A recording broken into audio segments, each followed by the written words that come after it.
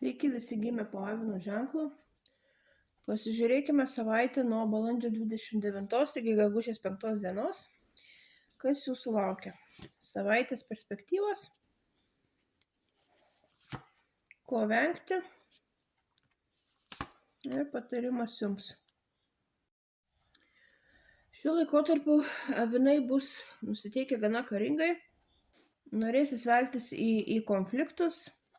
Tik tai labai gerai apskaičiuokite, ar verta laimėti šitą konfliktą, palyginus su tuo, kiek pastangų jums reiks įdėti, kad pasiekti savo teisybę.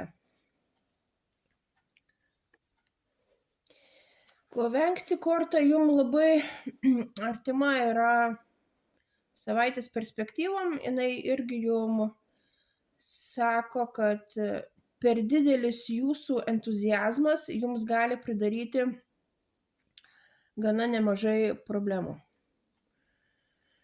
Ir patarimas jums, būkite lankstus, būkite manevringi, kur reikia pagudraukit, tiesiog mokėkite žongliruoti situacijomis, mokėkite prisitaikyti ir tiesiog būdami ne karo stovy, o tokiam ieškojimo išeičių stovy, jūs šią savaitę laimėsite daug daugiau, nei eidami į konfrontacijas.